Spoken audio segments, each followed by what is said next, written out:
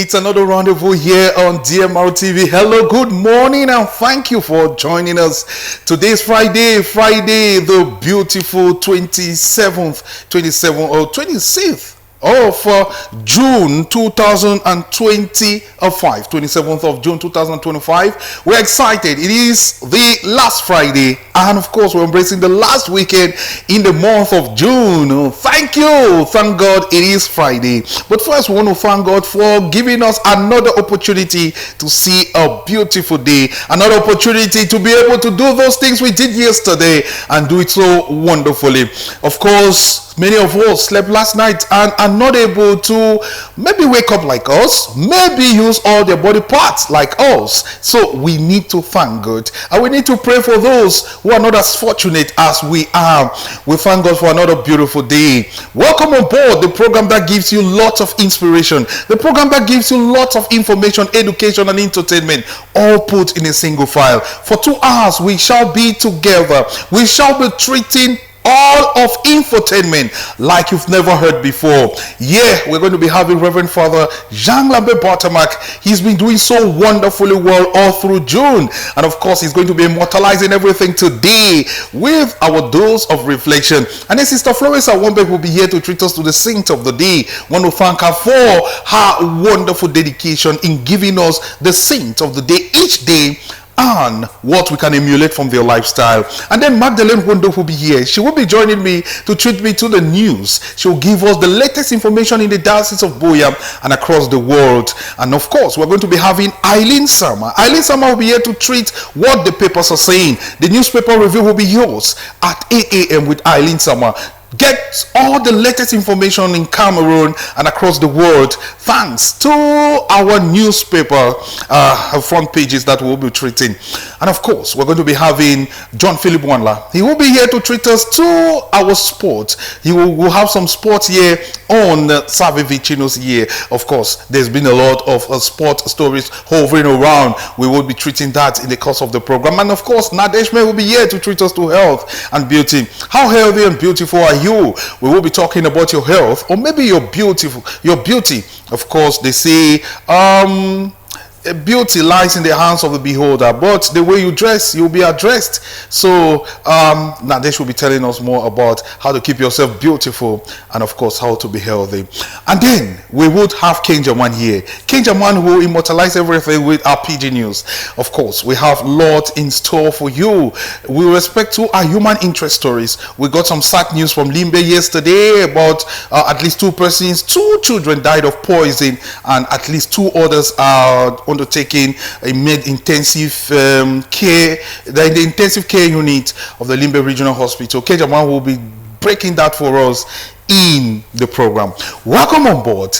This is DMR TV, and this is Salve Vicinus you're watching. All will be put in a single file, will be punctuated with lots of beautiful music. Remember, today is Friday, and every Friday on this program we valorize our culture, we bring out our cultural heritage. So today we definitely be bringing to you lots of cultural pieces to keep your body warm. It's a very wet day in Boya and many parts of the southwest region, and of course many persons are still in their beds, but you are watching us. We know it's also a very dark day because of the blackout that hit many parts of Boya in the later part of this early morning. So we would definitely be together to keep you warm, to keep you company. We are streaming live on Facebook, we are streaming live on YouTube, and of course we are also live on radio. So you have many options to watch us. If you're not watching Salve Vicinus, what else would you be watching? Of course, you'll be watching Salve Vicinus. My name is Yannick Funky, and I'm always excited, always delighted being your host. Of course, I would be with you for the next 2 hours, together with Bob Garandi, who is manning the broadcasting and transmission, and Betro Kinge, who is definitely assisting him in doing every work. We say welcome on board. We're also thanking Sullivan Betwell Ketu, who is around to manage the studio for us. We say this team, together with myself, will keep you company and give you nothing short of the best. Talking about the best, we're starting a musical selection with something that touches humanity. It's about love. How deep is your love? How deep is your love for humankind? How deep is your love for God? We'll be inviting Sejudnam to treat us to deeper in love. This is a beautiful piece I love so much, but it is a piece that gives a lot of reflection of our existence on earth. Let's have this music. Well, we'll come back. We'll definitely be treating you to our first slot of the day.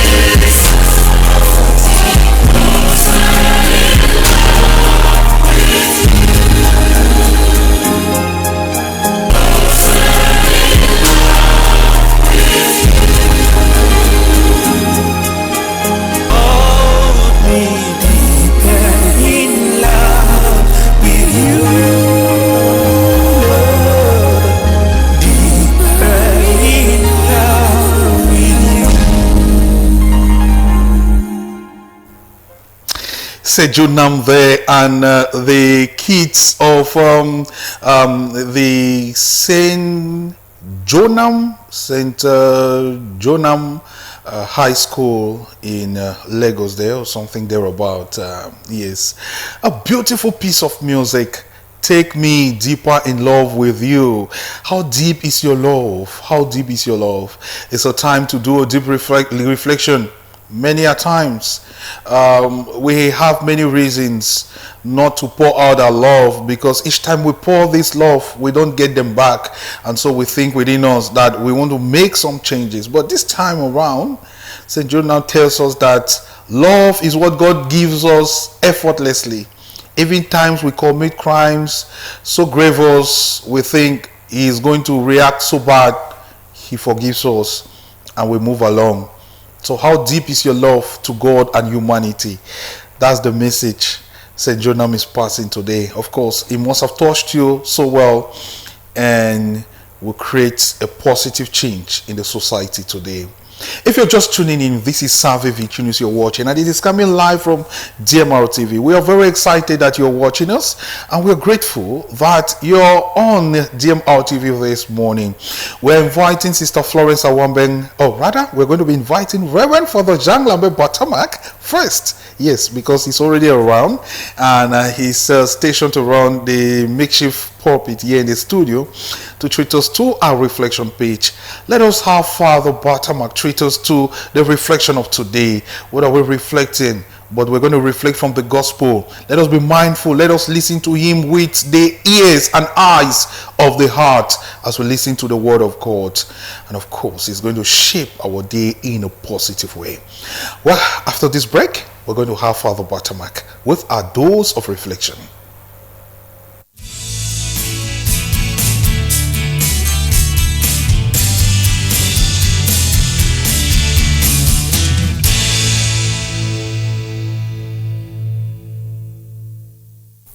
In the name of the Father, and of the Son, and of the Holy Spirit. Amen.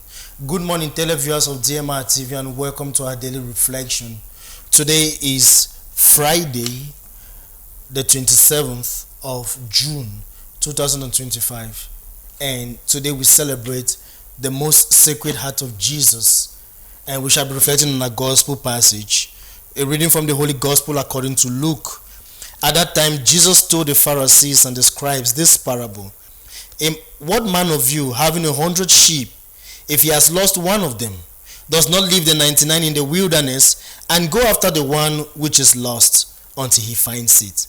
And when he has found it, he lays it on his shoulders rejoicing. And when he comes home, he calls together his friends and his neighbors, saying to them, "Rejoice with me, for I have found my sheep which was lost." Just so I tell you, there will be more joy in heaven over one sinner who repents than over 99 righteous people who need no repentance. The Gospel of the Lord. Praise to you, Lord Jesus Christ. Today we celebrate the most sacred heart of Jesus, and we all know that nowadays the word heart summarizes the entire person. And when they say this person is chicken-hearted, broken-hearted, we understand that it's all about the person, the state of that person. But today we celebrate the sacred heart of Jesus, and the gospel passage today is about the lost sheep. And I've often said that the parable of the lost sheep will never make sense to anybody until you are that lost sheep. Many of us are lost. Many of us, arithmetic, if we use our mathematical calculations, we will say that, why will you abandon the 99 in search of the one sheep? If I have 10 coins and one drops, I'll say, after all, I have 9, I can manage with this. But that is not the heart of God. God searches for each and every one of us. And the lost sheep will make sense if we are that lost sheep. And this tells us the heart of God. He searches for us. God would always want us to be under his divine protection. And when we go astray, he waits for us to return. And this tells us that God does not want any of us to be lost. And so if we can also try to be patient with our children. I know many of us have given up on our children. Many of us have ruled out that this child will no longer be in my will. This child is a wayward child. I don't want to have anything to do with you. But remember the mother of Saint Augustine. She prayed for her children, for Saint Augustine. Remember the numerous prayers people make every day on our behalf. Those who have died, we pray for them. So pray for those who think are lost, so that they too may come back, and that will reflect the heart of God. God is always with us, and that is why scripture tells us that take the Lord's patience as an opportunity to be saved. God does not want any of us to be lost, and that's why the pigeon prayer always say, God no one bad man he die, but make he change his heart and he stop. Why? Because he is not a hired shepherd, he is a good shepherd. And all of us are in God's hands, just as these lines are in our hands, on our palms. These lines will never be lost, and that is how we are all in God's hands, because God, before he formed us in our mother's womb, he knew us through and through. And so as we celebrate the sacred heart of Jesus today, let us remember that it is a heart that bleeds, it is a heart that longs, it is a heart that loves, and it's a heart that wants us to always be bask in his care. And so if God loves us, if God searches for us, if God is always there to provide us, especially when you go through Psalm 23, the Lord is my shepherd. So we too have to return and share that same love, that same heart to our brothers and sisters. The Lord be with you. And may the blessing of Almighty God, the Father, and the Son, and the Holy Spirit come down on you and remain with you forever. Amen.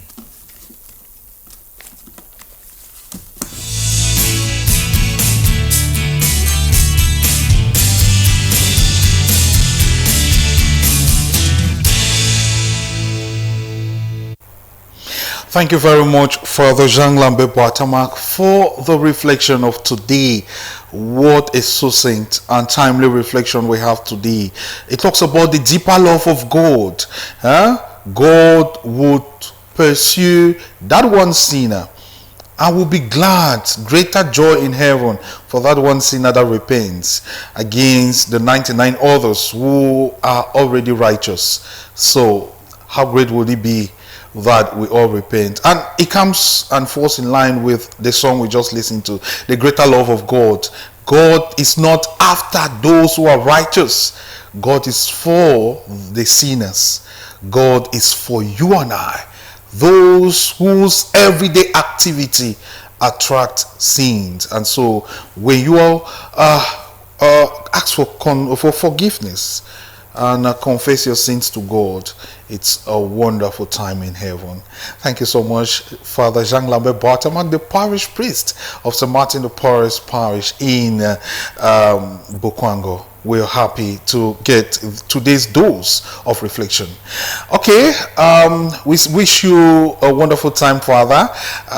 We want to appreciate you for having done this justice all through the month of June. Yes, and of course, we're going to have you some other time. Yes, a new team will pick up from Monday. Yes, and Father, we thank you for your great work. In the meantime, dear viewers, we're going to be inviting Sister Florence Awambeng, who is here in the studio to treat us to today's saint of the day. And of course, she would be giving us enough reasons to emulate the life of the saint of this day, and of course to live a purposeful life on earth so that someday we too can become a saint. So which saint are we celebrating today, and what can we emulate from their lifestyle? We'll discover in a moment with Sister Florence Awambeng. It will be yours right after this break.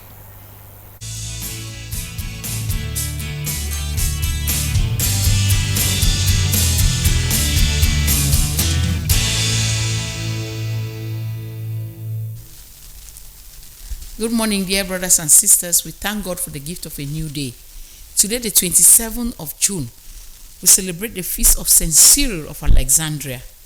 Cyril, recognized as a great teacher of the church, began his career as Archbishop of Alexandria with impulsive, often violent, actions expelling the Jews from Alexandria in retaliation for their attack on Christians. Cyril's importance for theology and church history lies in his championing the cause of orthodoxy against the heresy of Nestorius, who taught that in Christ there were two persons, one human and one divine. Presiding as the Pope's representative at the Council of Ephesus, Cyril condemned Nestorianism and proclaimed Mary the mother of the one person who is truly God and truly human. In the confusion that followed, Cyril was deposed and imprisoned for 3 months, after which he was welcomed back to Alexandria. Besides needing to soften some of his opposition to those who had sided with Nestorius, Cyril had difficulties with some of his own allies who thought he had gone too far, sacrificing not only language but orthodoxy. Until his death, his policy of moderation kept his extreme partisans under control. On his deathbed, despite pressure, he refused to condemn the teacher of Nestorius. This is very, very theological. But we have to know that Cyril of Alexandria faced difficulties because he stood firm to ensure that the faith is not adulterated. That's the most important thing. He was very, very radical. He expelled Jews from Alexandria. Those who attacked Christians, he did not take it easy with them. So he practiced his faith in a very, very radical way. We are not encouraging people to go and fight, but we have a responsibility to protect our faith, to protect the church and its properties. That is what is important here. That's why we celebrate him today. He proclaimed Mary as the mother of God and refused people who purported that Jesus Christ had two natures. No. Mary was the mother of the one person who is truly God and truly human. The mother of God. So these are the things that Alexandra kept. The humanity, the human aspect of God, of Jesus, and the God aspect of him, and the place of Our Lady. These are things that was bringing problems in the society at that time. People came with all kinds of things. The Jews had their own understanding, the Greeks had their own, the Christian, but Alexandra stood firm and said, this is what the church holds, and this is what stands. And if you did not go for it, he didn't take it lightly with you. And that is why I want to encourage you that stand for your faith, protect it, stand for the church, protect it, and let people know the right thing at the right time, and then profess it. So all those who go by the name Alexandra, we wish you a happy feast day and encourage you to practice your faith in and out of Satan and stand for the protection of the faith and the church. That's what makes you a Catholic. That's what makes you a Christian, by practice of your faith. God bless you.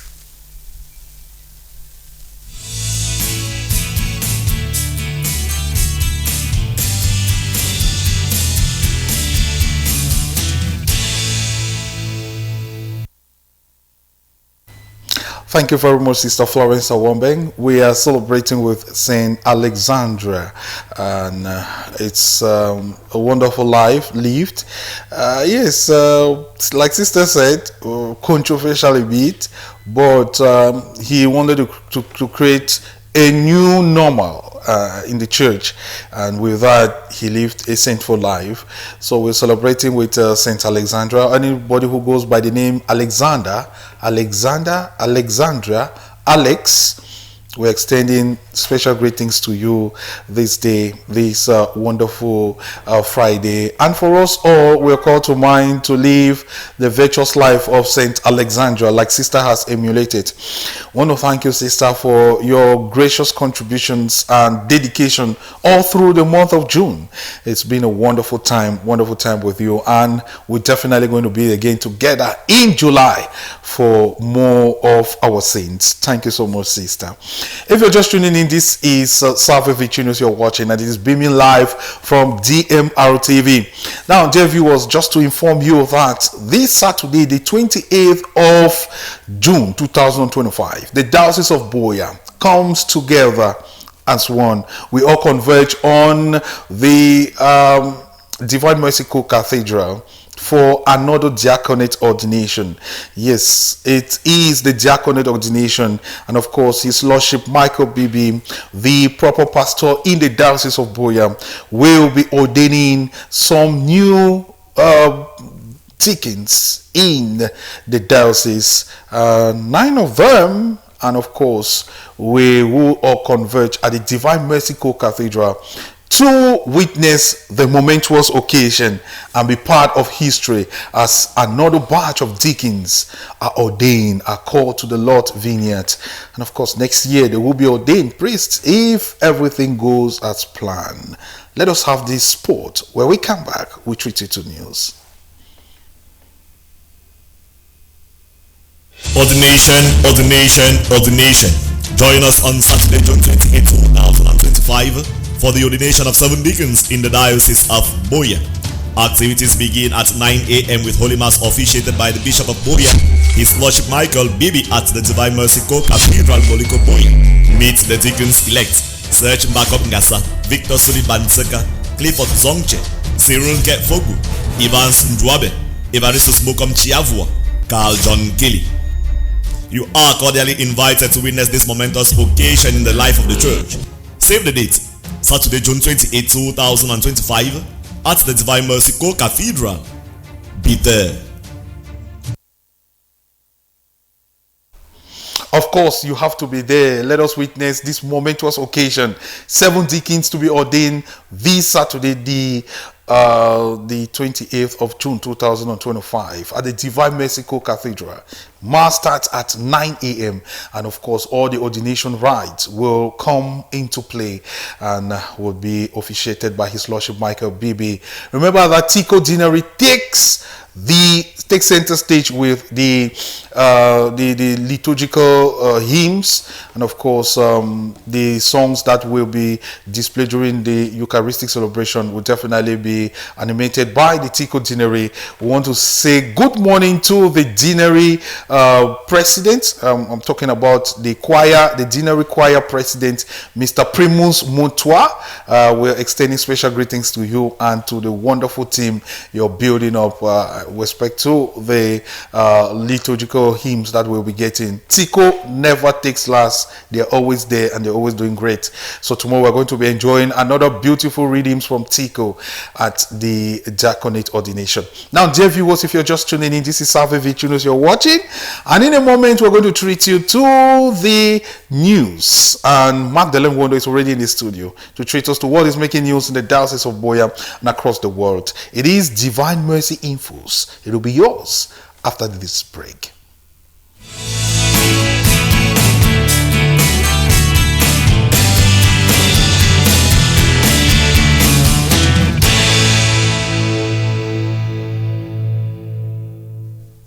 Many thanks for joining us on the last edition of the Week on Divine Mercy Infos. We begin in the Archdiocese of Bamenda, where the caravan of psychoclinical technicians of the counseling service of the Archdiocese of Bamenda organized a one-day seminar with 13 couples of the Christian Family Movement of Full Truth Deanery on trauma healing. It held recently at St. Michael Parish, Full Truth, in the Northwest region in continuation of the crusade on mental health awareness. Details in the following report. As a means of addressing the spiritual and emotional well-being of Christians, the Church is on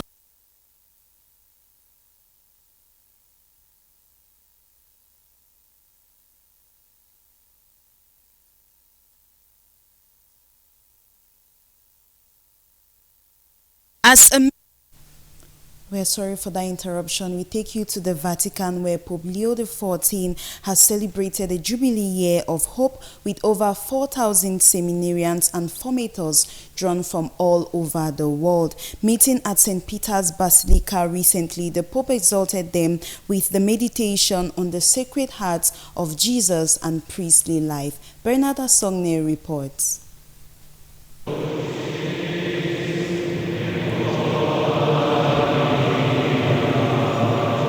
Just as how pilgrims from across the world make several journeys to Rome for the celebration of the Jubilee Year of Hope in different capacities, over 4,000 seminarians and formators all over the world have been welcomed by Pope Leo XIV in Rome within the walls of St. Peter's Basilica for the celebration of the Jubilee of Seminarians.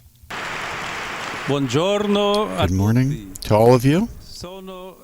I'm very happy to meet you, and I thank all of you, seminarians and formators, for your enthusiastic presence.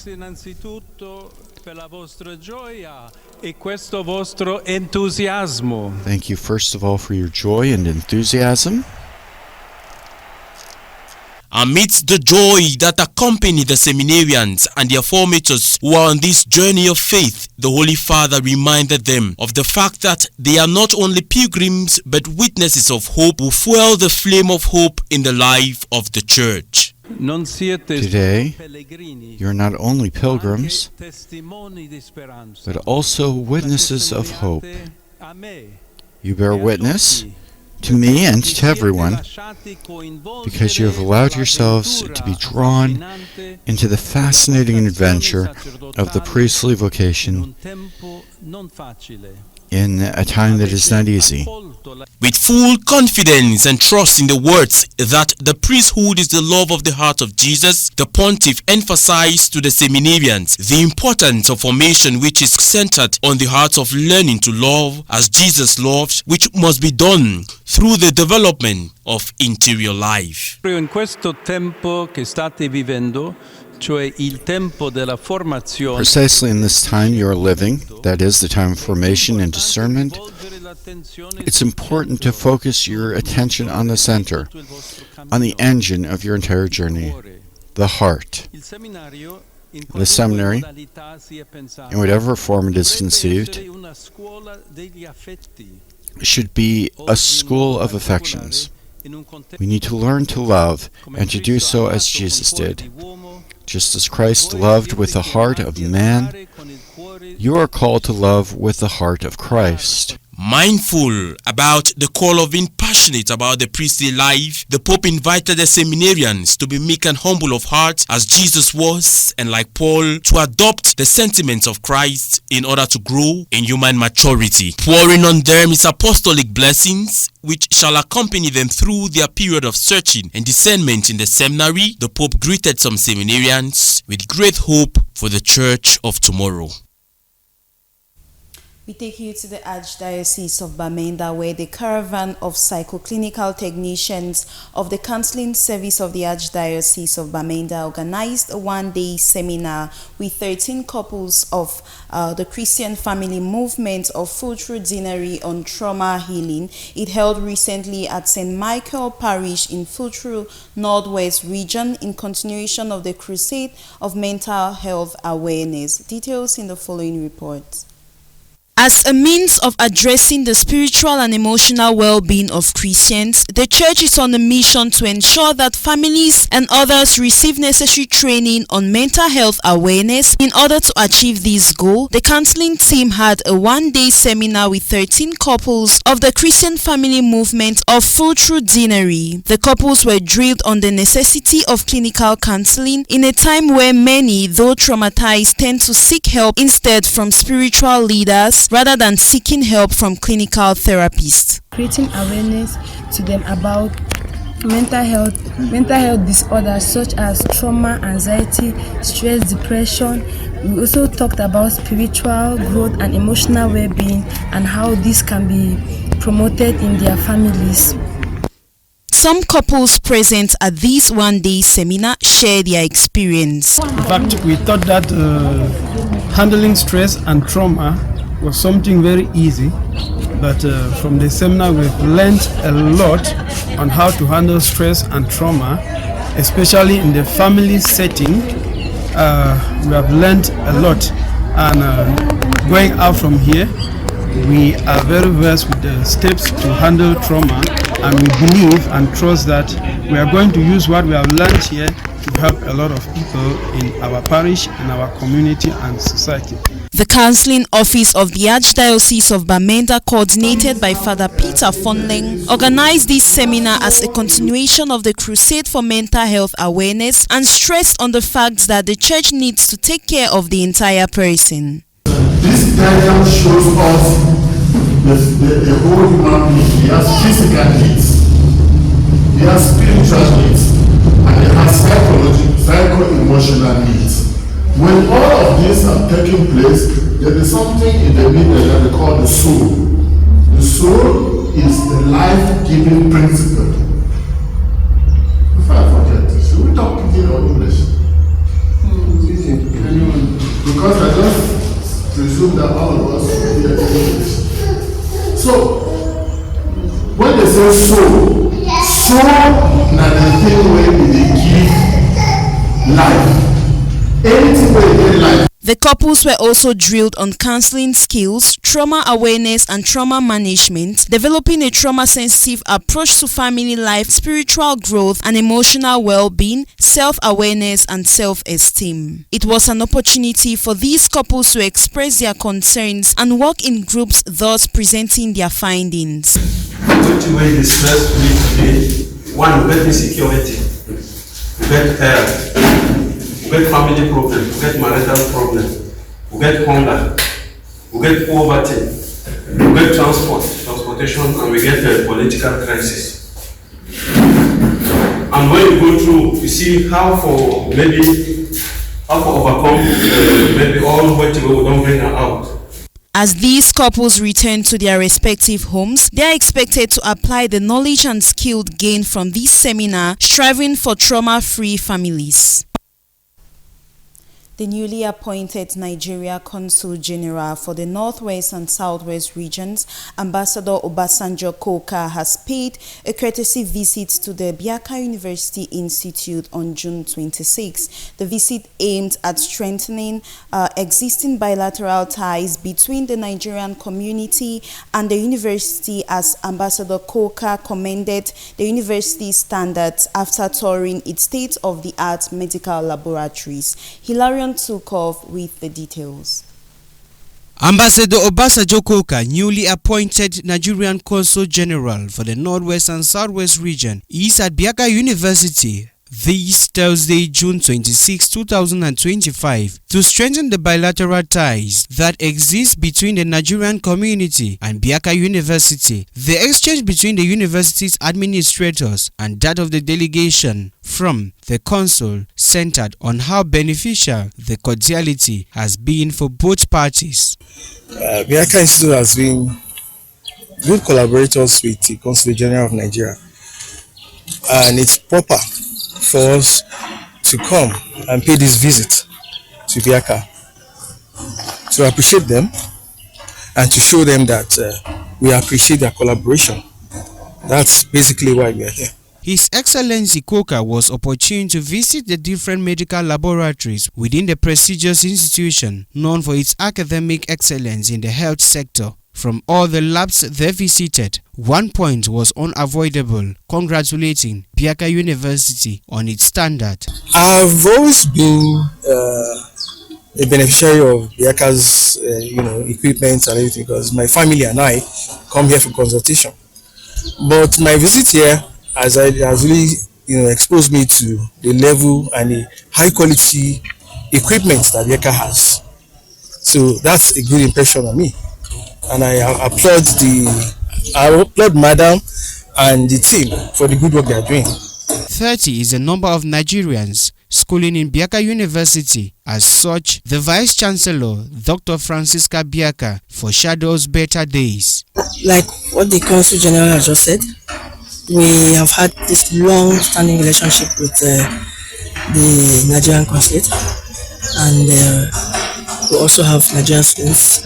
And when they come, if there's any problem, like immigration problem, we go knocking on their doors, and they are ready to assist us in every way. The students who are here, or the past students, can attest to that.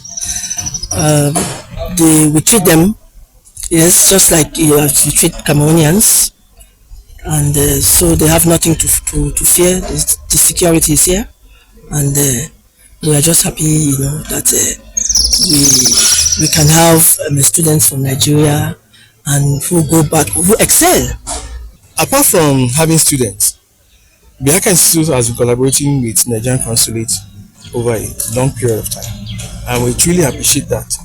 We appreciate their magnanimity and their benevolence. And about collaboration with Nigeria, in the hall earlier, we have been informed that Biaka is extending their tentacles to Nigeria. They already have students from Nigeria, 30 thereabouts, which shows the close collaboration between Nigeria and Biaka. After a fruitful deliberations with the officials of Biaka University, Ambassador Obasanjo Koka and his delegation departed from the university with enthusiastic smiles for a brighter future their cordiality with Biaka University will produce. BEM School of Management Douala has unveiled its academic specialities to the population of Boya. This was during a recent briefing with parents and prospective students, highlighting its status as an internationally recognized institution with partnerships with foreign universities. With authorization from Cameroon's Ministry of Higher Education, BEM emphasized its unique distinction among African educational institutions. Hilarion took off once more. At this sitting with parents and prospective students, BEM School of Management Douala, Wednesday, June 26, 2025, classified the gathering as an informative session aimed at educating the audience about their institution, which is an internationally recognized university with partnership with foreign universities. BEM is the Bordeaux Business School, and 18 years of impactful insight today and transformative evidences in the academic arena. BEM has facilitated the integration of countless numbers of students, more than 2,000, all over the world in the business job market. We have testimonies of students that today are consultants in the World Bank who had the privilege to pass through BEM. And so we have partners that are equally testifying of the quality of education we are having, because BEM is not just the quality of program, it's also the quality of the professorial corps. With over 18 years of existence and full authorization from the Cameroon's Ministry of Higher Education, the officials during the session emphasized that BEM School of Management is uniquely distinguished among the top higher educational institutions across Africa. The quality of the programs we are offering, which are internationally oriented, in that we give the privilege to have access to the most prestigious university in the world, and BEM facilitate both their admissions in these universities as well as the processing of their visa requirements. So once at BEM, you are a student abroad while home. So that is the uniqueness of the programs we are offering. As part of its initiative to establish a branch in the English-speaking regions, BEM is committed to enhancing the developmental mindset of Cameroonians through its academic offerings. This initiative is made possible by its foreign partner universities, which allow students to benefit from the academic programs of international universities, either by studying with BEM in Douala or with any other foreign partner university. The academic package of BEM is a very high-level package that we offer to our students in all the management-related specialties, be it in corporate finance, in international management, or international technology programs. BEM has opened doors with all these universities that we have cited during this conference, be it Seneca Polytech or the San Diego State University.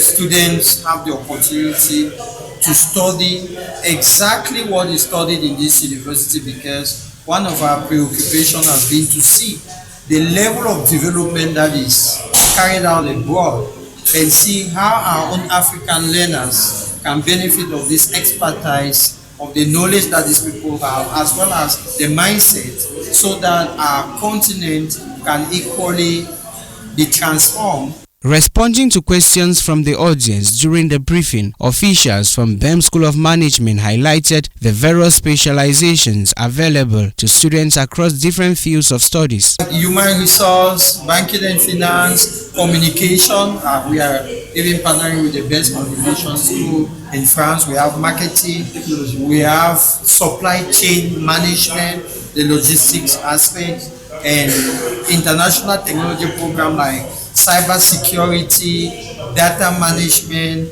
data mining, and information management, everything that you have to do with computer sciences. Additionally, the authenticity of the certificate awarded by BEM School of Management as an international university hosting foreign universities was reaffirmed. The participants of the briefing took their stand with the institution as they committed to serving as ambassadors of BEM School of Management. And that report on BEM School of Management wraps up our Divine Mercy Info this morning. More developments will be yours at exactly 7 p.m. on our Divine Mercy Prime. Thanks for your keen attention. I've been Magdalene Wondo.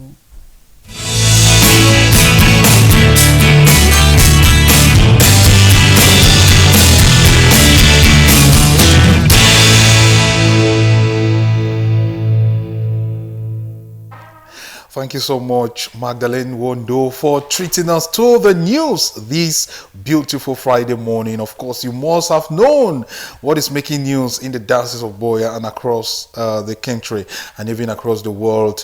Interesting news items there.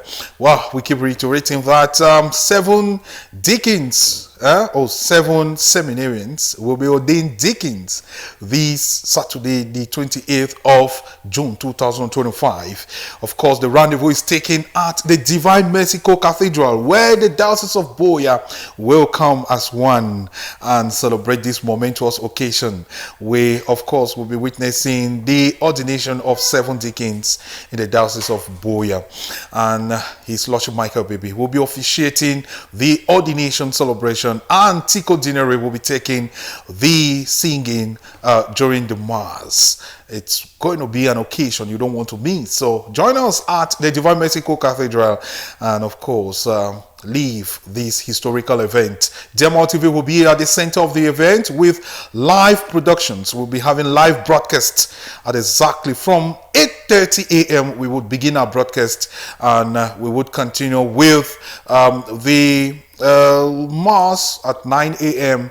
and you would be leaving the event on TV, on radio, on YouTube, Facebook, and all other social media platforms, including TikTok, as if you were in the studio or in church at the Divine Mercy Cathedral. But then, if you can make it, let us all be there together for the divine, for the diaconate ordination. Now, my news presenter is here. That is Magdalene Wondo. She's properly dressed in her, should say, code-proof attire this morning. Magdalene, good morning. Good morning, Yannick. How are you doing? I'm fine. How do you feel knowing that you're rounding up your news presentation today? How does that make you feel? It's very exciting, though. It's been a very interesting journey throughout the month of June. Of course, we're anticipating for more in the month of July, so it's been very interesting, and it's been a learning process. July is very unpredictable. We don't know whether Magai will be assuming this position or not. We just have to check on Monday and see who is going to take that position. But you've done yourself a wonderful job. Kudos to you. Thank you. Kudos to you. Your flowers are great. All right. So today's Cultural Friday, and on Cultural Fridays we valorize our culture. We bring out the great virtues of our culture, and today we want to talk something on culture. Okay. What is it that you want to talk about on culture today? Anything you give up. I see we have traditional. No, I'm asking you, what is it you want to talk about culture today? We are valorizing culture. What is it you want to valorize on culture today? Maybe the traditional attires of different cultures. Tell me about it. Tell me something We have about it. several attires in Cameroon, and I think every Cameroonian should at least own, because we have 10 regions, at least you own 5 of those attires. To ensure that you are every region has one attire. Yes, one unique attire. Yes, one unique attire. That's it. Which is the one of the center region? I hardly know about it. At least I know that of the south. I know that of the southwest, the northwest, but center region I hardly know. Do they have anything? They do. Okay. They do, and their name, but I've just forgotten the. And the entire Grand North has one. The bubu. Yes. Yes. So for My the Grand North God. is the bubu. That's great. Men and women. I wish I wore something from the Grand North today. It's not too late. Next week Friday, you could just come on board. How do we know whether my day is ending today or not? We don't know. It's extending. You never know. Except you want to extend it, and I'll, of course, gladly submit to anything you say. All right. So today we want to talk about our cultural dishes, our traditional dishes. We're asking that if the government wanted to make one traditional dish, a national dish, to you, which one should it be? I think it should be fufu corn and kati kati. My God, fufu corn and kati kati. Why? First of all, it has a widespread popularity, and you're going in for the popularity, okay? Because that's check popularity check. Of course, it's what most people want that they most people like, check. People like, yes. Most people like. Yes. Wow. Most people like kati. Yes. Kati. Most Please people, us, in fact, kati, across kati? the 10 regions of Cameroon, I think all the cultures have incorporated kati in their Are you meals. sure? Yes, I'm My sure. God, I'm getting this is news. This is news. Tell me, what is kati? Kati is fowl or no, not chicken. Yes. Has been roasted. You know, some like the traditional way they do it. They roast it with the feathers and all of that. My God. And cut into parts and still roast with red oil, and that is it. That is the traditional kati. The one that is eaten with the plantain leaf, not the one that is. Yes. You eat it with plantain leaf. Exactly. My God, it makes a lot of sense. And I hear the jama is prepared with red oil. That's it. Just red oil. Red oil with maggi and salt. Please don't put in green spices there. Don't put in green spices or ginger or garlic. You spoil the traditional but you know, flavor. people cook it the way they want. Most people don't really go the traditional way, because the traditional way is but you will not call it kati again. Now we should give it another name. What name? How do you put green spices in the don't vegetable? put green spices, but they You put don't know. tomatoes and I was in the onions. residence of somebody and she put green spices in arrow. An onion in arrow. And you ate I don't it know well, if I ate. I'm not sure I ate it, but I said give it another name because you've lost all the traditional, the beauty, the flavor, and everything is missing.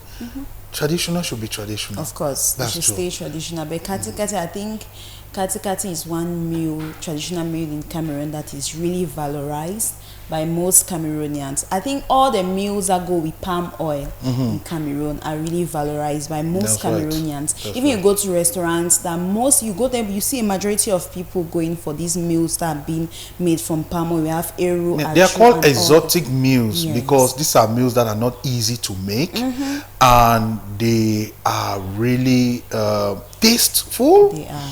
And we don't find them a lot in our continental dishes. That's right. Restaurants. You understand? So where you come, I mean, for those who live in urban settings, when they go to restaurant and they hear that there's achu or kati or ero or topsy or tumanambusa, Yes. of course you go in for those ones, especially when you have some bush meat. Exactly. Or you have catfish, you know. Why are you smiling so already much? imagining what you're eating. I think that's the manambusa you're picturing in your mind. I tell already. you, with catfish, the one that has those two spikes like that, you know, you put the fish that is looking at you as if it's alive. That's the good one. Okay. It's a very good one.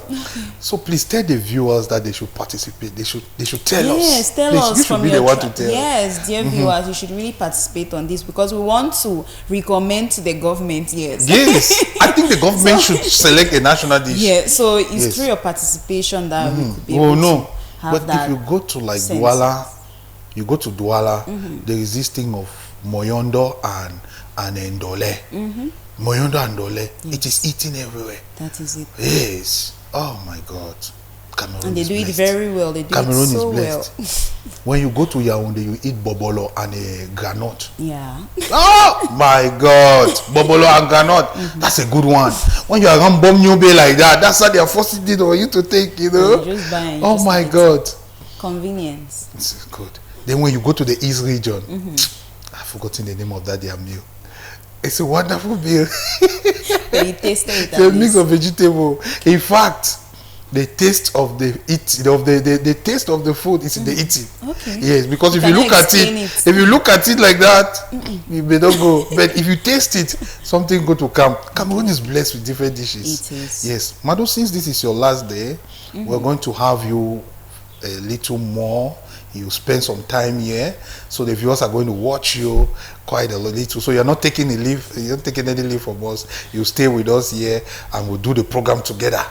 So that is a wonderful thing. Okay, so I'm here with Magdalene, and of course we're going to be riding the program together till the end. Dear viewers, if you're just tuning in, this is Salve Vicinus you're watching, and of course it's coming to you live from DMR TV.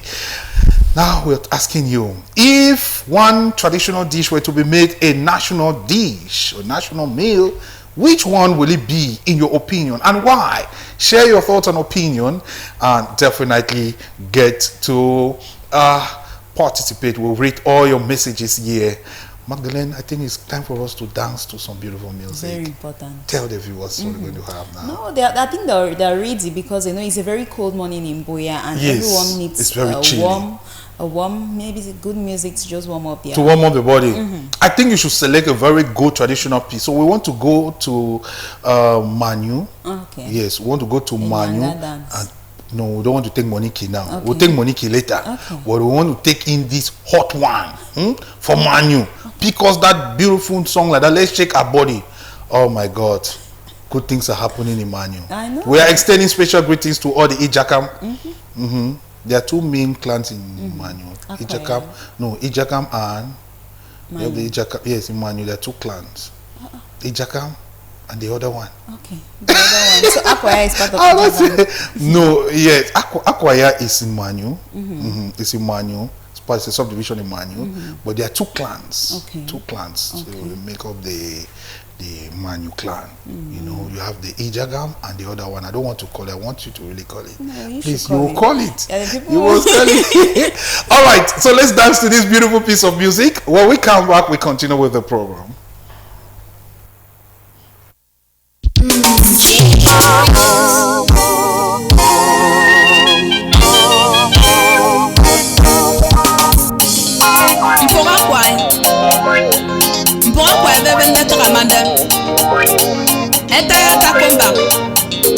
Papa fate semben senka amanda.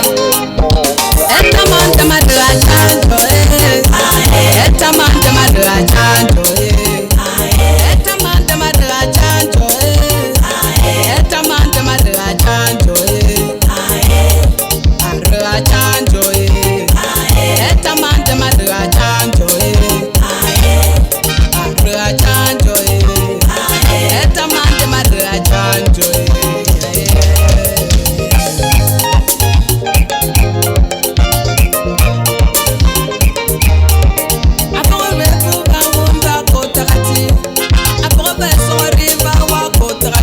Papa pop me ya so me anu ni eta madara chanjo.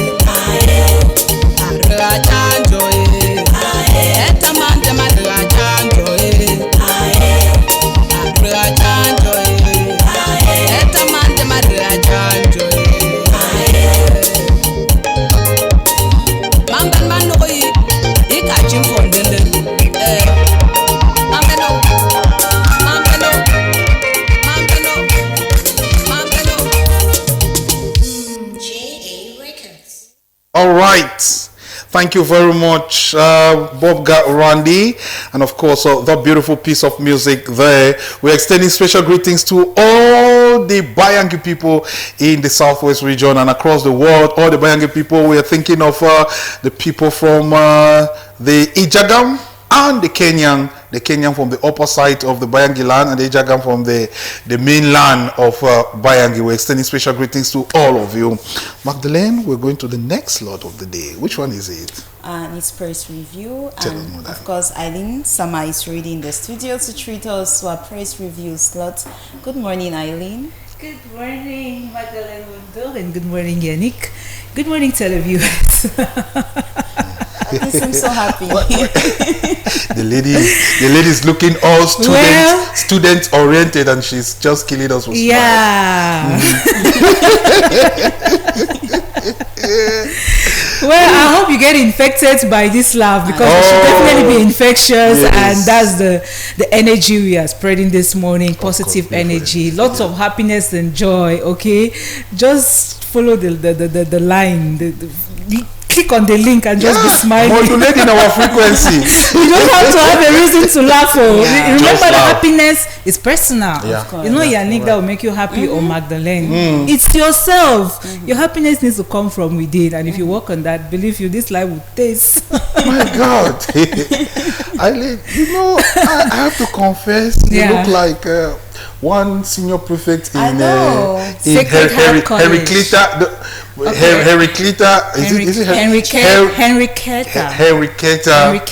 Yes, in Mukunda. You look like one senior prefect there. Really? Oh, Sacred Heart College. You know, Sacred Heart, they wear white, and this. Yes. Oh my God, this is so lovely. Thank you. This is so like succulent. the Spirit spoke, and all of us answered. We're looking so wonderful, so immaculate. Listened. Yeah, white, a bit of black, and red. My God, it's so nice. The set is complete. You ladies are doing so good. Very interesting. All right. Interesting. So, Eileen, it's Friday. What are the papers saying? Well, this morning there's a story coming up on the papers. So let's say some papers talking about revisiting the massacre that occurred in Akwaya in the north, also in the northwest. Yes, the one that happened in the northwest and that which happened in the southwest. Are looking at it. I don't know why the name in the northwest is leaving me this morning, but I'm sure it will come back. It happened on the 14th of February. Yanni, can you help me with the Gabo incident? The Gabo incident, yes. So the papers are looking at this, and they're saying that they are forgotten heroes of the Northwest and Southwest. So we'll get to read more about that today. And also we are hearing that Sonara, myself and Yannick have been having a lot of discussion about Sonara. He's not really believing that work is going on, but this morning we are reading that work is actually unveiling smoothly at Sonara, because it's going through some rehabilitation works. And then of course, Bello Buba Maigari comes once again to the press. Issa Chiroma is still there. We'll be looking at what the papers are saying concerning these two powerful politicians from the far north region. For some years, I would say probably there have been alliances with the CPDM, but this year things really seem to be different or are changing, and we're hearing that October presidentials will be tough. The paper has brought to the limelight the number of ministers. Myself and Yannick spoke about Maurice Kamto yesterday, and also now Issa Chiroma. But for past 43 years, we are having around 5 or 6 government officials who have left the BR regime. So we'll look at them today. So these are some of the top stories. Okay, thank you very much, Eileen. And from your description, it seems the papers are a really full package. We have a full package today, so without much talk and do, let's dive straight into our press review with Summer Eileen.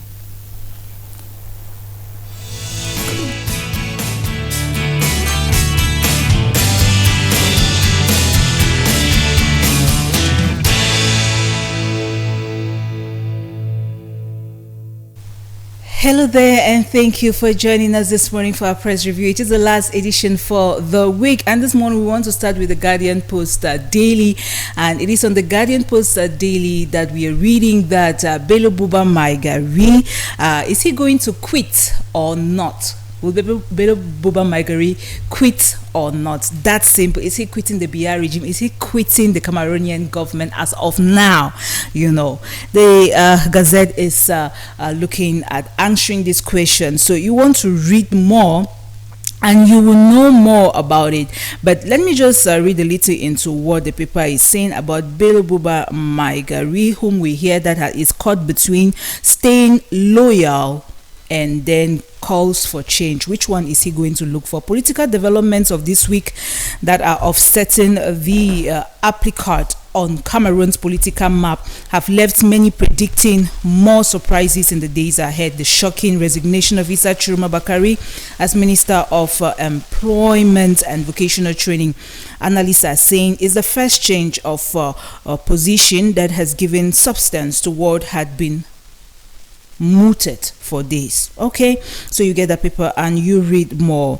The Guardian Post takes us to Ngokotunja and says two separatist fighters surrender, lay down arms in front of population. You can read that story. It is on page 5 of the Gazette. Well, Gwibai Gatama, what are they saying about him? Northerners are fully determined, no turning back. This is another northerner adding to the list of Bello Buba Maigari, Issa Chiroma, where we hear what you see happening is just training.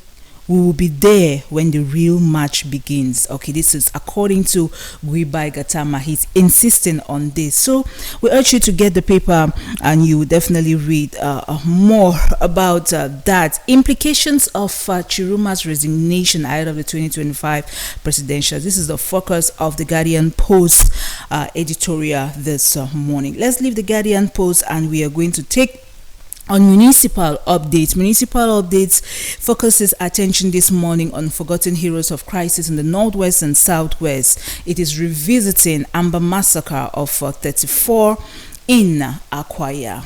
Okay, get to find out about that on page 2 of the Gazette. Enhancing decentralization, Memeget Center for Local Taxes also tops chart in voluntary tax declaration. You can read more on that on municipal updates. Today's issue in Mongo, we hear that the first international Penja Pepper Festival records gains. If you recall, we announced that here from the press last week or so, and yes, of course, the proceeds were amazing. All right, that said, we are now going to let's take on Echo du Parlement. Echo du Parlement is a bilingual daily, and it's looking at the 26th session of junior parliamentarians, or is it children's parliamentarian?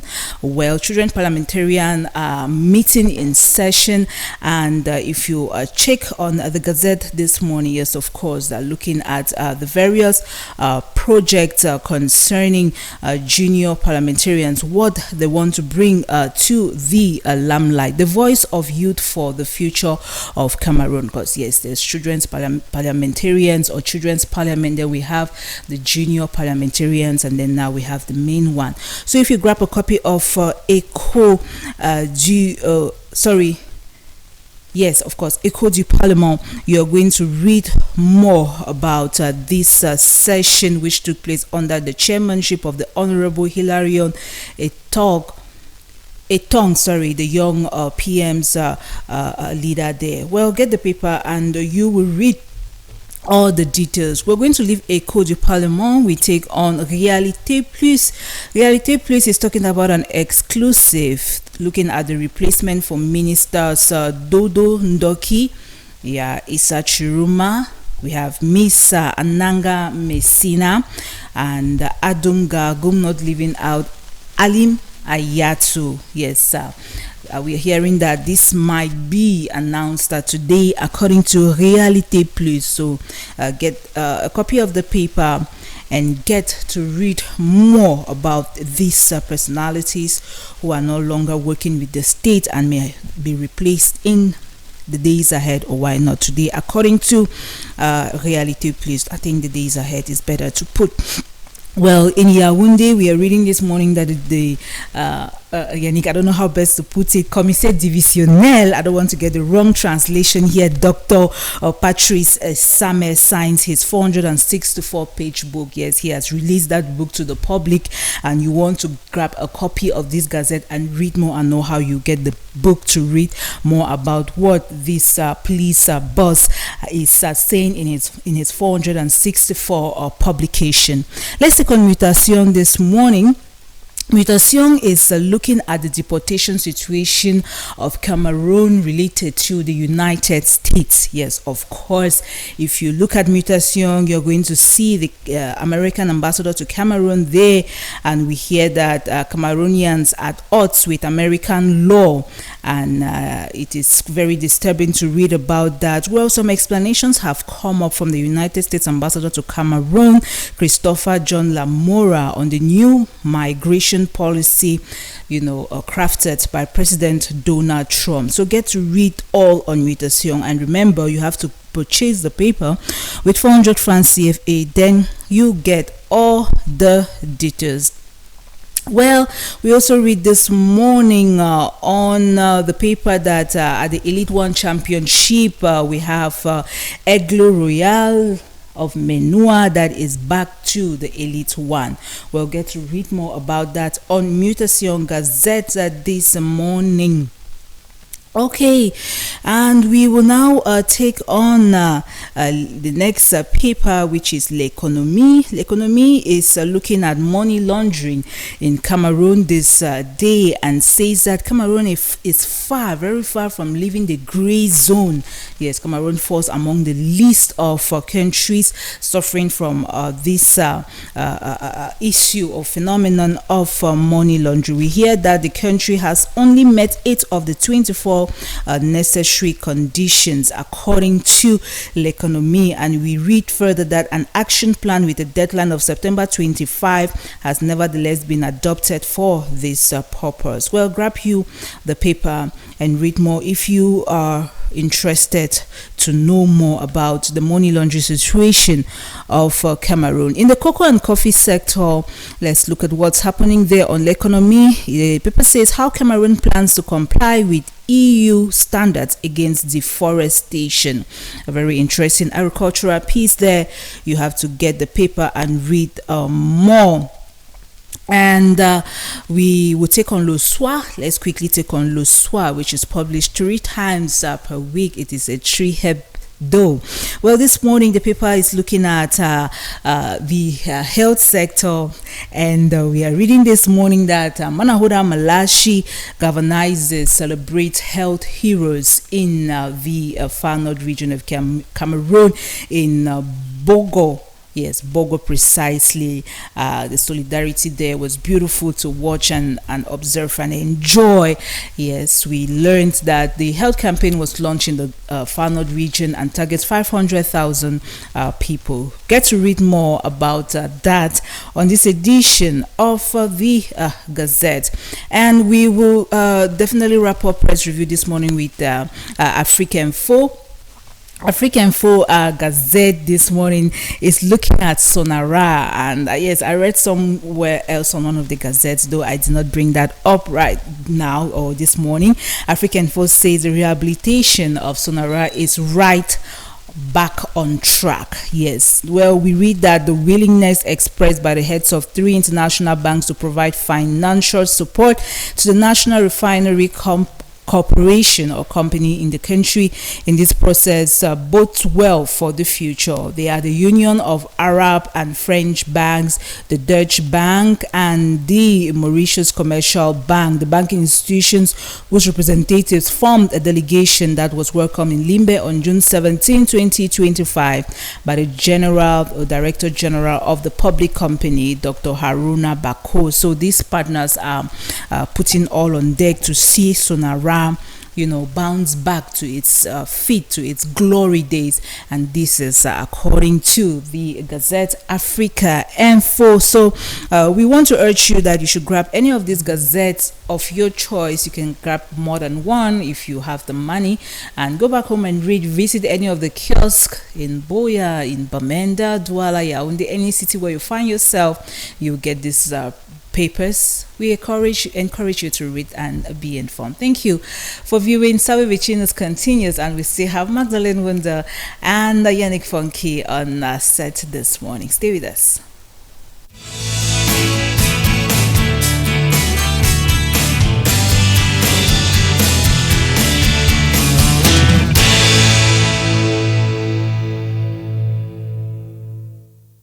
Thank you very much, Eileen Sama, for treating us to our press review this morning. Quite a lot to grapple with, and of course to talk about. Of course, we're going straight away to our talking point. We still have some time to talk about a lot of issues happening, and I think that let's look first with this paper, Reality Plus. Let us look at Reality Plus. Can we have Reality Plus on the screen? We have this story there. The paper is talking about the vacancy that have been created in government. The lot of persons that have not left government places. Not all of these ones resigned actually, but some of them actually passed away. Yes, so they have to be replaced. Yes, we have the delegate Clementine Ananga Messina, was the delegate minister delegate in the Ministry of Agriculture. Of course, since 2022 she's not been there. Ndodo Doke also was there, passed away. Alium Ayatu also passed away. And of course Adum Gagum also passed away. We also know of the minister of mines industry, Gaston something, I've forgotten the name. Okay. So he too passed away. Okay. So these are all vacancies that have been created. And then we have Issa Chiroba Bakari. Yeah. He did not pass away anyway. The mighty Issa Chiroba Bakari. Issa Chiroba Bakari also has left government. So it's a big boy. There's a lot of vacancy. Yeah. At least we have two ministries without a minister. Two ministries. The Ministry of Mines, Industry and Technological Development does not have a minister. It has a interim minister, which of course Fukalisto Gentry, who is doing a great job. Okay. Yes, so he's the interim minister. The minister actually died, and then we now have the Ministry of Employment and Vocational Training. That's not called a minister. Yeah. So together with the other ministries that have lost minister delegate, and yes, and have not been replaced. All of this. Now, can we look in the prism? Can we cite in the prism of Reality Plus to say that there could be some cabinet reshuffle? Yeah. What would you use in French to describe cabinet reshuffles? That word, that when they read it on over the national station, you always get yes. So could we be perceiving? But is there a dire need to readjust and make sure the different ministries are up and running? Well, I think so, Yannick. I think so. It is not normal that a minister resigns or a minister passes and it's been 1-2 years and they have not been replaced. A minister has not been to work, or minister delegate has not been to work since 2022. I'm sure there's a young man out there who is jobless and could make good use of this position, or young men and women who are available and qualified for the positions. Yannick Funky. I want to look at it from this perspective that young people should be employed. If it's still the old hands that come back to these ministerial positions, it will really not be sweet for Cameroon. We want to see the young people lead. When I talk about young people in their 40s, it's a young man in his 40s is still young. Man in his 50s is still a young person, And why not 30s? They are qualified. They've gone to ENAM. They have the certificates. Some of them have doctorates and all of that, and they are qualified for this position. So for me, I know some of these replacements, the temporary replacement, interim ministers or the deputies or general, the delegates, I want to call them, they are doing a great job. Minister delegates of, especially the ones of mines. Mines, yeah, the interim minister of mines. His name has been on the press for beautiful things, great things, and is among those that we are hearing that could be one of the first ever vice president, or is it second? I don't know. If it happens that Cameroon is getting a vice president, his name was listed yesterday alongside Mba Acharo's former prime minister, not Joseph Diongute. Why not Eileen Sama? Why don't we think of Eileen Sama? Why are you only calling their names? So we have these personalities who were mentioned on the press yesterday. When Fundi, a newspaper vendor, changed changed the opposition political landscape. If I want to work on it, but for now I've not yet tilted attention to that What's wrong with women? direction. You're always running away from it. Pick it up. So if they call you today, Eileen, you're supposed to take the position of the Minister of Mines. I will go for it. That's it. So you should start by calling your name. Why are you calling the names of I was people? calling the names of those the They should papers list your own name. They did not list my name, so I was just stating the facts. This is Magdalene. You're competent enough to be the Minister of Communication. Minister Magdalene. All right. This is beautiful. Yes, this was also wonderful.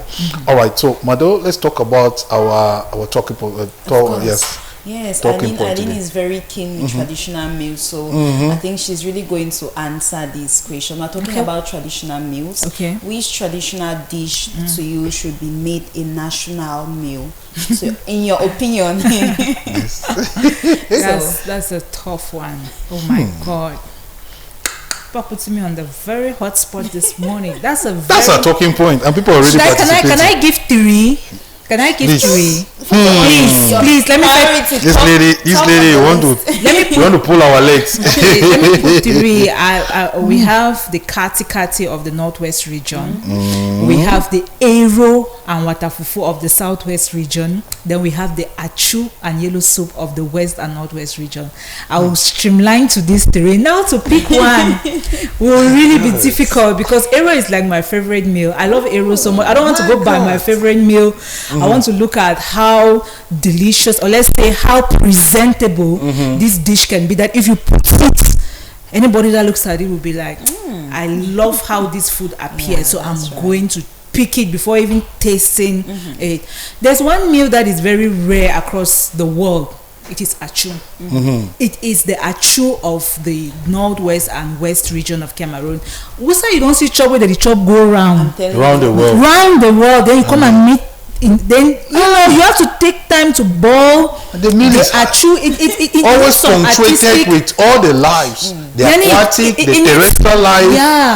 It needs some artistic, skills to actually boil the achu. If you don't have that, I bet you your soup will not sink, will not sit in well. It will be bursting out and it will cause you a lot of trouble.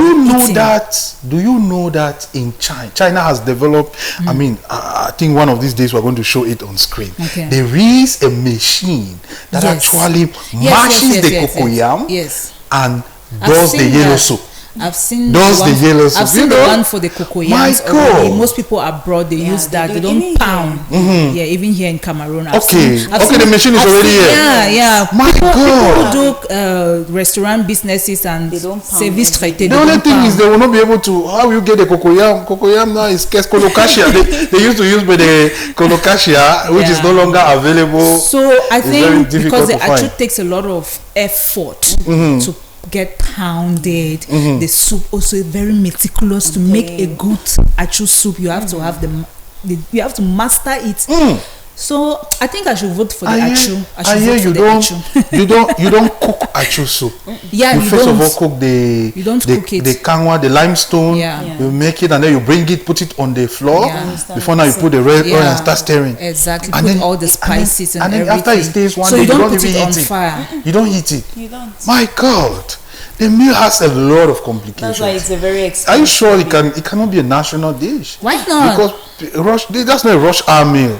You need to take your time. We are not It's looking an at intentional meal. we are not looking at most traditional meals are intentional. yeah, meals. because if you want to look at the kati, if you want to do it the traditional way, it's a whole process. You start by skin. You rip off the feathers of this thing on the fire. You don't use boil water. My God. In the traditional way, it's on fire that the feathers of the chicken are being rooted out. So you use the fire to warm it. Then you start pulling. Then you burn the thing, or you roast the thing on the fire, so it gets ready directly on the fire. You don't boil. It's at the end you use your warm oil, then you put the meat with just a bit of pinch of salt and a bit of seasoning, and that's it.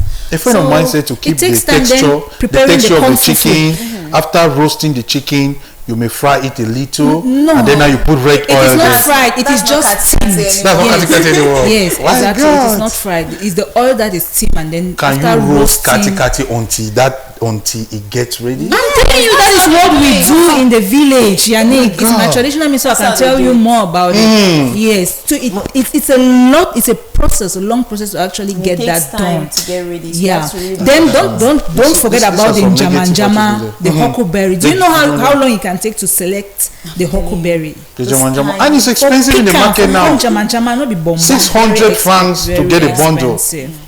Then we hear that they are artificial, of course, vegetable and natural ones. Yeah, to get the real one now is really it's not easy. Yeah, the crisis has caused a lot of havoc. We are extending special greetings to those mothers who are still sweating their blood to ensure that they have all of it. Eileen, thank you so much for everything. You've done yourself so well this journey. Of course. How do you feel knowing that this is your last day? How do you feel? I'm blushing. I feel fine. I feel like I was there for the challenge. It was like a challenge. Yeah, it was. I succeeded. So thank God. I praise God for giving me the strength. Yeah, because I was scared I could break down, but this is wonderful. You did yourself so well. Yes. I mean, you went through all the odds, the challenge and everything, and you put yourself together. But also God blessed you with about 3 or 4 feast days. Is it feast day? How do you call them? Was it up to 4? It 3 wasn't. or 4. It was just public one. holidays. It was just one. That's the Muslim feast. It was just one. I'm not sure it was just one. It was just one. I'm telling Ascension you. Day was another one. Ascension Thursday was another feast day. Okay, 2. Which one again? You said 4. Yes, I think you have 3. There's another one. No, it's 2. It's 2. Only 2. Okay. All right. So see you some other time. Of course. All right. Have yourself a lovely day. Thank you. Okay. All right, Magdalene, I'm sure we're going to be having sports at this moment. John Philip Walla is already warming. It's on the touch line. He's going to come up now and we'll feel some warmness. But while John Philip is getting himself ready in his part of the studio, I think there is this thing we need to keep reiterating, the fact that Christians need to come en masse tomorrow. Tomorrow is a diaconate ordination. It's a wonderful. I'm very sure that many Christians out there are getting ready, because tomorrow is going to be massive. Yes. There are a lot of families that are anticipating this day, and the seminarians themselves, the younger seminarians are always anticipating even more than the seminarians that will be ordained deacons. So just looking at that scene alone gives you more. It encourages you more to keep striving in the ministry and all that. So I think it's really going to be a great day. I don't think anyone is going to stay at home. Rain should not be a barrier, because they shouldn't. And rain will not even fall. Cathedral is very accommodating for very everybody. Gorgeous. So no one should be left out. We all are heading to Divine Mercy Cathedral tomorrow for the diaconate ordinations. The last time we were there was something like the 15th of May. 15th of May. For the investiture of the Monsignors. That was the last time the diocese came together. And we're coming again on the 28th of June. Yes, and we'll be there again on the 27th of July. 25th of July. 25th of July. I beg your pardon. 25th of July. Thank you very much for the correction. Yes, it's a wonderful time. It is. Always going to that that cathedral. I know. That looks more like a minor basilica. Yeah, and So Christians are gorgeous. always very excited. Mhm. You know, seeing yourself on that large screen. Oh, the giant screens. So, that's gorgeous. me. That's me. I'm seeing myself on the screen and all of that. So most Christians always anticipate to come there to just come and feel. All of that. It made evangelization very easy because you don't have to sit right in front. Wherever you sit, you can always feel the presence of it. We want to thank His Lordship Michael Bibi and the architect for coming with such a masterpiece. Yes, it's we have very few of them in the world, and of course we're very proud living in this very important moment. Okay, our next slot is on the line. Of course, you take it over. Sewangla is already here and he's anticipating. I think he has a lot for us this morning. Good morning, JP. Good morning, Magdalene. Good morning, Yannick. Good morning, dear viewers of DMR TV and viewers of the morning show. You seem very happy this morning. So what do we have on our spot desk? We have a couple of things today to talk about. You know, there have been several decisions coming from the homologation committee of FECAFOOT. We have the semi-finals, first leg of the Southwest Regional Mini Interpol. We even have some little information maybe out of sports, of basketball and karate, and then we will finalize with the FIFA Club World Cup, which has rounded up, and from next week we are going to be seeing the 16th, the round of 16. Okay, thank you very much, JP. I always enjoy when you do sports because you always have a full package for us. So let's not derail the attention of our viewers. Let's dive straight away into our sports with JP. Yeah, thank you very much, viewers of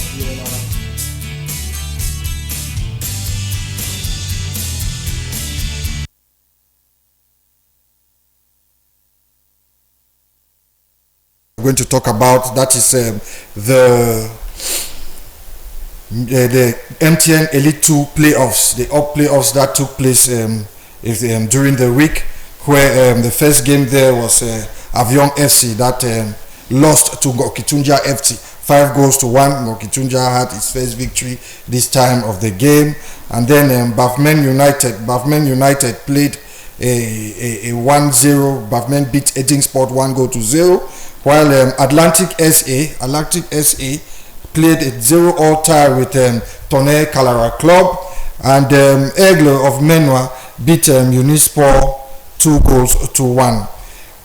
Apaches of Fu lost to Racing of Bafoussam 2-0, while Ishosha beat AS FAP 2-0. Then the match between Fovu versus Union Sportive d'Abongbang, we noticed there that match ended prematurely, where the players of Union Sport they played back. They scored. They settled back the 2-0 scores they had at the second half of the game. So this led to the opponents, that is the players of Fovu, to see the referee as blowing that second half, with some considering him to be a little bit biased with the way he tackled the second half of the game. So after Union Sportive d'Abongbang equalized the 2 goals, the players could be seen protesting by sitting down on the turf and refusing to continue with the game. So that game ended prematurely. And then we will go back to one of the items that so far with the standings of the Elite 2 Championship, the Elite 2 Playoffs and Playdowns Championship, we see that so far Egg is topping the championship with 15 goals, while Unisport is 12 goals, Atlantic Sport 8 points, 15 points, 12 points, 8 points, and then Tekase the fourth with 7 points, while Ngokitunja just has 4, Bafmen United 4, and then Edding Sport 4 points. Then we go to the down playoffs. According to the statistics there, after the 5 games, Apaches on Fu is top with 9 points. So as ISFAP with 9 points, Racing of Bafoussam with 8 points, Union Sportive 5 points, and then Fovu, Ishosha and Yafut are at the bottom there of the table. We will go to this issue. You know, the last time we spoke about this issue of the match that was played between Ishosha versus Apaches, where the referee, Mr. Martin Bomba, head-butted the Ishosha captain.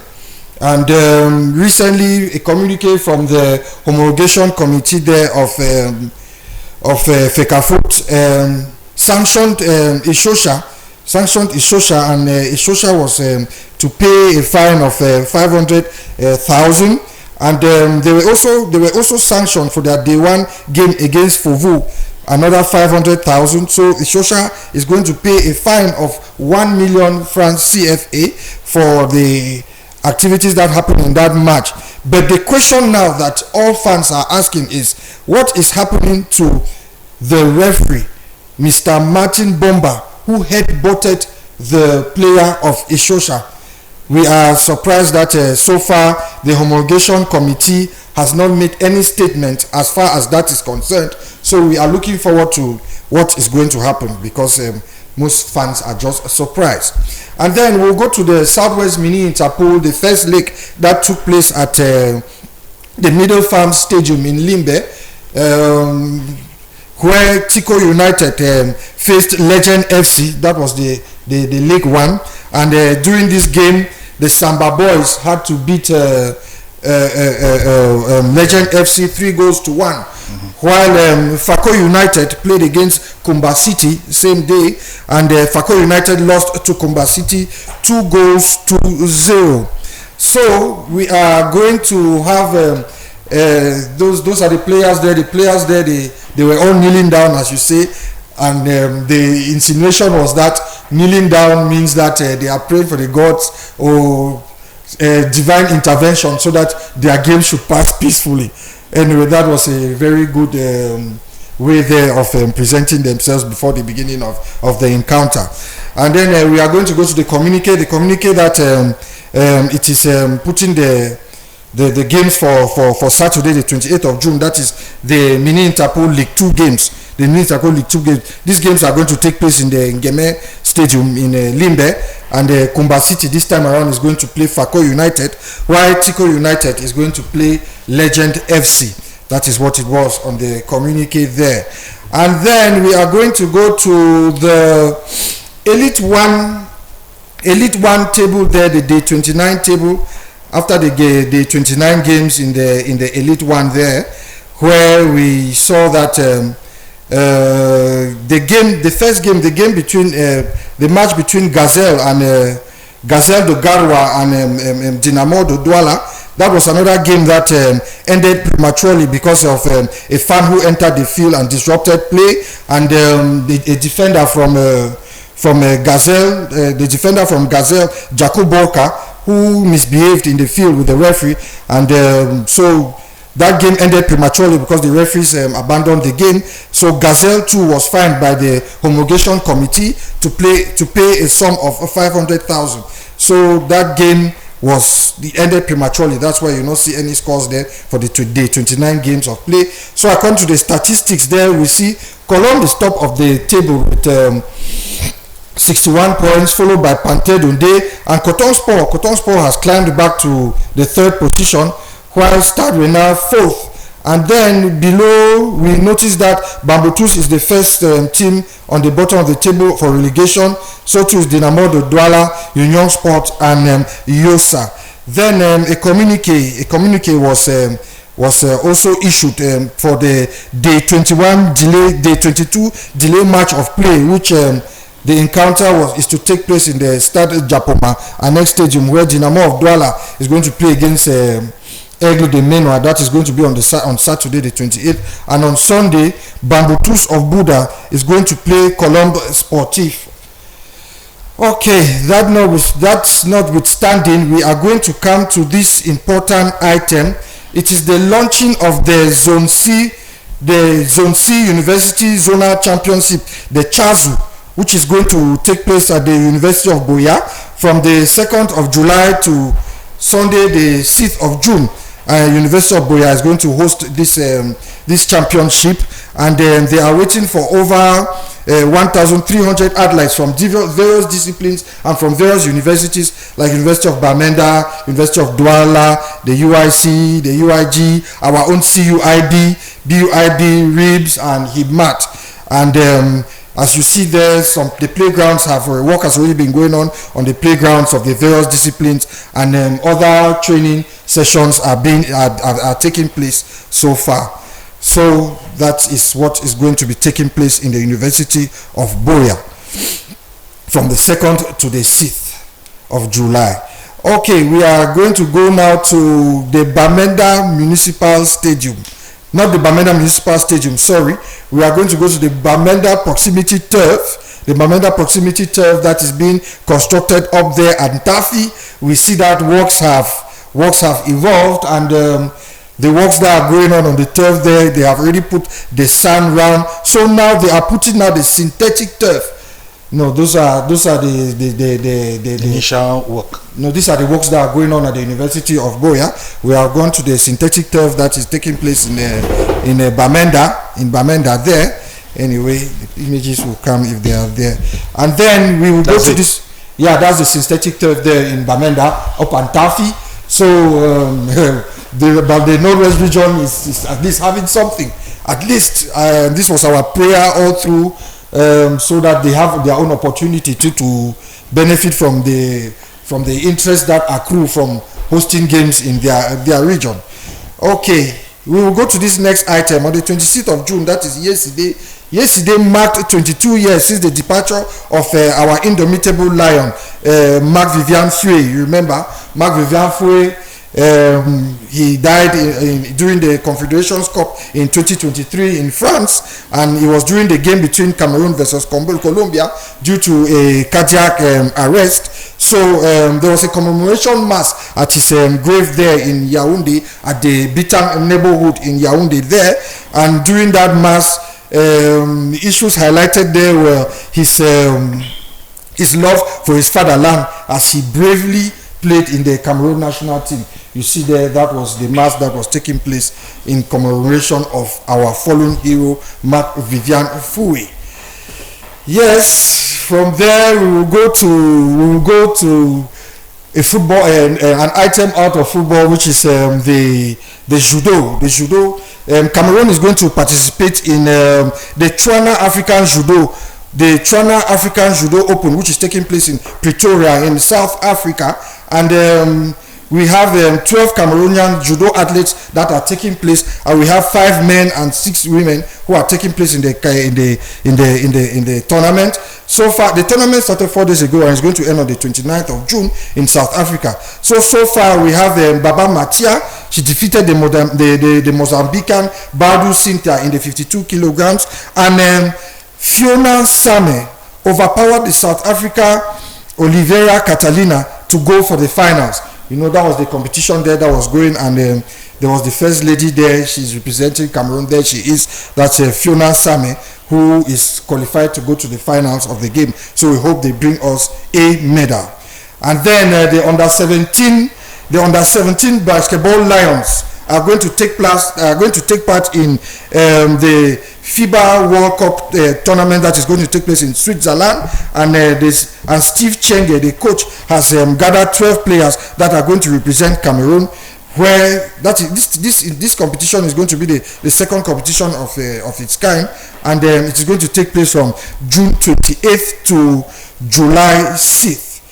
Then Yannick, we are going to go now to the FIFA Club World Cup competition that saw its last games of not the last games, but the games leading to the round of 16. And yesterday we saw games like Urawa Reds beat Montero 4-0, while Inter Milan beat River Plate 2-0. River Plate considered a red card, and this interesting encounter, Juventus versus Man City, and Man City came out victorious, beating Juve 5-2, while we had lost to Al Ain. We had a Moroccan team lost to Al Iyan. Al Iyan, a Saudi Arabian team, lost to them 2-1. So too, we have the early games that took place this morning, very early in the morning when we were still asleep. Al Hilal had their first victory against Pachuca, while Leipzig lost to Real Madrid 3-0. So that is how we saw it on sport this morning, Madeleine and Yannick.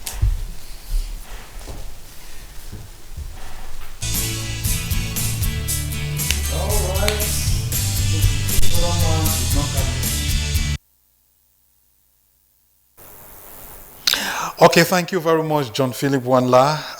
You've been very, very dedicated with sports this month. We are so grateful for your great works. We're learning a lot from the world of sports, especially from our local league. Thank you so much, Jope. Well, thank you, Yannick. Put this spirit next month. Put power. Now God get power. Put enough power. Madu. Now God get power. See you next month. Thank you very much, Yannick. Have a nice weekend. Have a nice weekend too. All right. So that was John Philip Wanla with our sport. In a moment, we're going to be inviting Ken Jaman with our PJ News. A lot to talk about on the PJ News today. He always has a way of spicing the morning program. So we're anticipating to find out what he has because he's full of surprises. We're anticipating. Yeah, and Ken Jaman has decided to dress in a full stack traditional. In fact, should we call him Shea Ken Jaman today or Moabe? The attire Ken Jaman is putting on. Here in the Soland, you don't just put it on. You don't. It's meant for the Ngongso, the top people. You know, he has borrowed a title from that region, so I'm really surprised. He always says. Ask Kenyan man why he is so expensively dressed today. What is the occasion? There's something happening. Kenyan man is a big boy. Kenyan man, why are you so luxurious this morning? You know, in fact, it is a culture. In fact, if I go talk grammar now, put no na what is see you? My God. Yes. Na culture with Divine Mercy Radio Television. Say every Friday we must appear culturally. Yes, but anyway, so that's our own culture. Okay.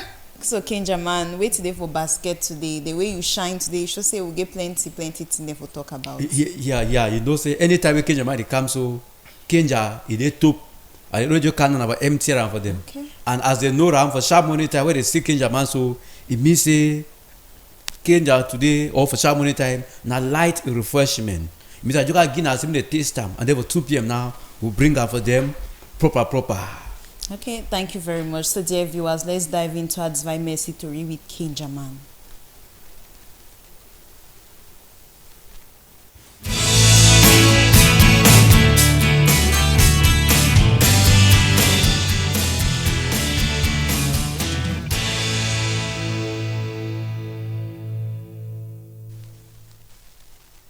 Special salute for any man where it take coming for outside day na the moment this for we for take bring una tori for pidgin language as una take hear am kochipurem from staff man Yani Funky and staff lady Magdalene Wundo na the moment this for we for take bring una tori for pidgin news.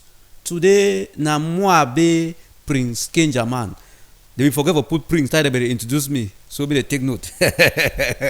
All right, send story for this sharp morning time. Coach put them na equally Madame Regina for that side for UB Junction for Beya year. What he talk for his send story? Say it is so bad fashion. It did like tire for motorway. It don't bust. It did like tire for motorway. It don't flat. Where it means say you must change them before you move forward again.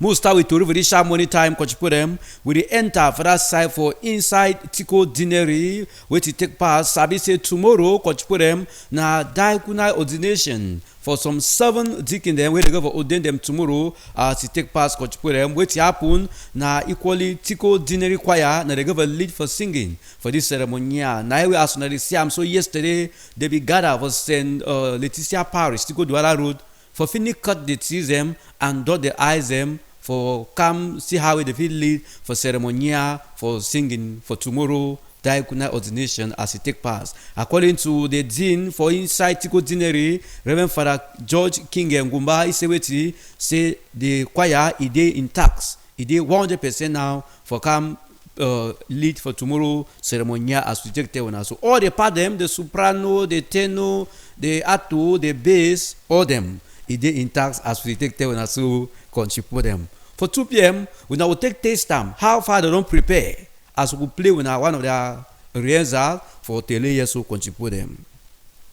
We leave that chapter just now. We enter for next story, and after we land this time around Kochipurem, we enter now for inside the other side for update for that galette biscuits where some pikin be carry and go for their school. If friend they chop am, all matter they cry na belle bite, so they go for hospital. 3 they don't die, more than 100 the day for hospital as we tell now. Wait it take pass. One time, the update na say come and brew them, ekelebe them, then so serve the logo for the production house for that galette biscuit with piggy the chop and you cry belly bike. As you see, so they broke the production house, carry all the things we be inside the flour, the sugar, when they will mix them for the galette. What and how it happen? No, now for 2 p.m. we na hear more.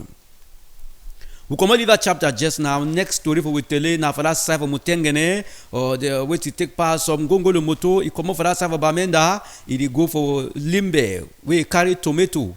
You know easy. You go Tombosai as when they take siam so coach put them.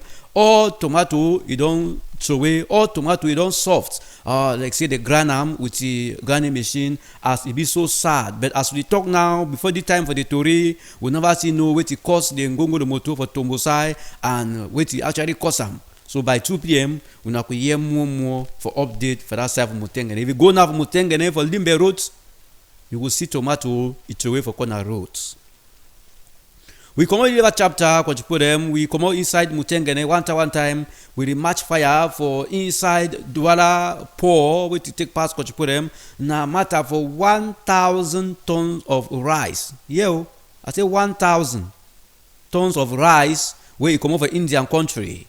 This come help Cameroon for matter for hunger where they all sides. Of course, na equally Ghana Tango, Minister of Territorial Administration, with the ambassador for Indian country for Cameroon, now they be go for poor, for go receive these consignments them where Indian government they send them for help Cameroon as it take pass to Kochipo them.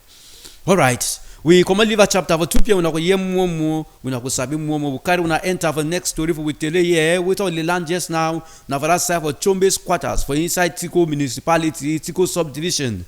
What happen? Mama them, papa them, gondere them, picking them.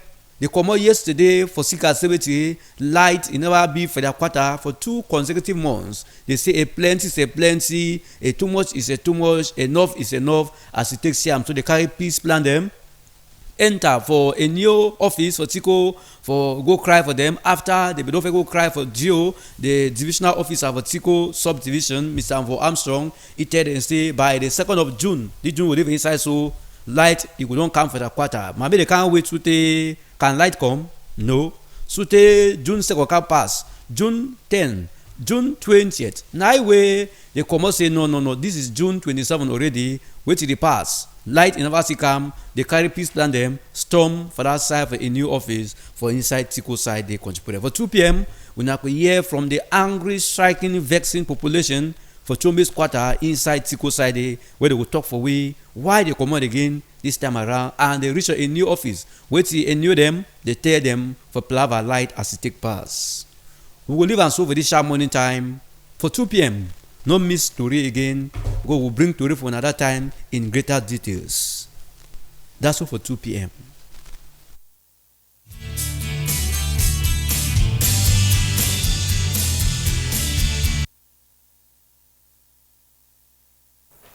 All right, thank you so much, Ken Jaman, for PG News. You know, take country people then about Ken Jaman, I can't take country people about this. Okay, talk about the Diaconate ordination. Say country people get for come for their great number for tomorrow because now very important occasion. Thank you so much, Ken Jaman. We go see you again for Monday. All right, Magdalene will soon be taking our leave out of the studio. We have some contributions coming in, but we shall be giving them shortly after we have our birthday. I'm sure we have some birthday. We have someone celebrating her birthday, and that person is Marivana Monui. If we could have her picture displayed. Happy birthday to you, Marivana Monui. Many more years to you, and may God continue to bless you, guide and protect you every step of the way. May you continue to excel in everything you do, wherever you find yourself. May you continue to be very impactful and continue to bless all those around you as we continue to pray for you today. So we say many more years to you, Marivana Monui, and may God bless you abundantly.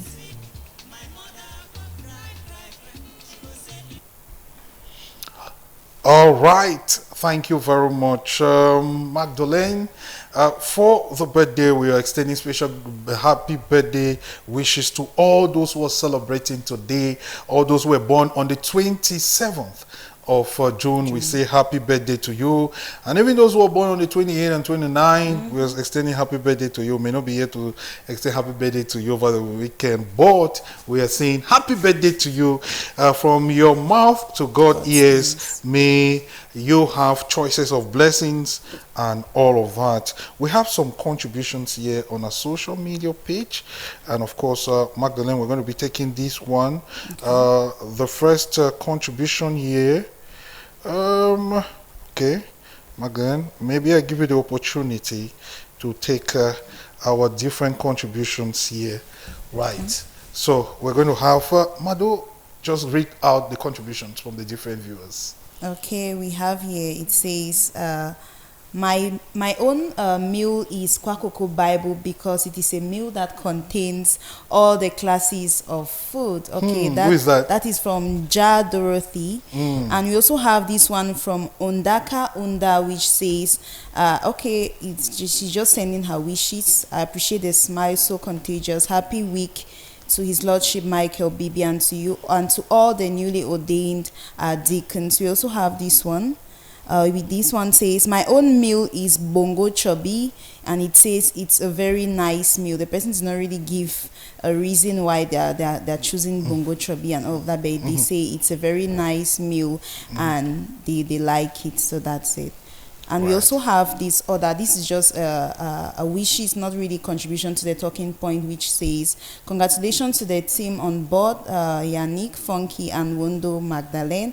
She says she's loving the show. That's still from Ja Dorothy, and she's saying happy month end to DMR TV and happy 3rd anniversary to DMR TV. Thank you so much, Ja Dorothy, for contributing on our talking point. So basically, those are the two opinions we have. Kwakoko Bible, because it contains all the classes of food, and bongo chobi. That's better person that. Kwakoko Bible. Do you know why it's called Endelis bread? Okay, so that it's Kwakoko Bible. Yes, of course. Kwakoko Bible is called Kwakoko Bible is called Endelis bread. Yes, and of course it contains all the classes of food. Everything. The fat and oil, the protein, the starch. The carbohydrate, of course, the starch is carbohydrate. Even raw fish, we even have raw fish there. The water, everything. That's why it is always advisable to carry Kwakoko Bible to the mountain, because you don't need to stress. For those who can go to the mountain. Yes, yeah, of course, those who can go to the mountain. It's always nice. I think if it is taken as a national dish, it's not a bad option. It's not a bad option. It's a wonderful option. It is, because you could eat it anywhere you find yourself. Yes. You must not necessarily look for a plate to serve yourself. From the leaf, you could just... Absolutely. That's a meal where if you dry that meal, you can conserve it for even a year. Okay. It will not get bad. But the taste is going to be different. I don't know. It but will. You know, once you preserve food, once you preserve it, that natural taste is hardly going to be there. I'm indirectly saying that you can travel from here to the other part of the world with Kwakoko Bible, and you're still in good shape. Yes, that's right. And you right. eat it well. How many meals can you do like that? Can you do that with kati? You can't. Can you do that with acho? So we see some meals are already distinguishing themselves by the way that they. All right, Magdalene, we are packing our bags Her baggage is out of the studio. Last edition of the month. Last edition How of the do month. you feel? I feel so elated, feel so humbled, feel so excited. It's actually not the last edition for the month because we still have Monday, that is the 30th of June. That's right, But yeah, DMT, we are celebrating our last edition, yes. last edition for the month. Yes. Yes, because next week a new team picks it up for the next month. Yes, so I feel very humbled. It's not been easy, but we thank God for grace, and it's been all what it is. And I wish I can just take it on and on. It's so wonderful. Of course you can. Yes. But Magdalene is there, of course. Need to take it over from here. All right. So tell the viewers we're leaving. We just want to say a big thank you to Yannick Funky for taking us through the week. Of course, and like we have been reiterating here on the program, tomorrow, do not forget, all of us are supposed to be at the Divine Mercy Co-Cathedral for the diaconate ordinations. Everyone should be there. You do not have a reason not to be there. And if you cannot be there, for those who are not in town, of course, you'll be streamed live on our social media platform. So you will not want to miss to see someone. Maybe you saw someone growing up and then you see them becoming a deacon and eventually they'll become a priest. So we say a big thank you for being part of the program and for watching. A big thank you to presenters of slots. We have Ken Jaman, John Philip Wangla, we have Sama Eileen, and all the other persons. We talk of the broadcasters Randy, Betwell, and Sullivan, the studio manager, for making the program a success. Stay tuned to Divine Mercy Radio Television for more interesting programs. From us here at the studio, Yannick Funky and I say bye-bye. Have a great weekend.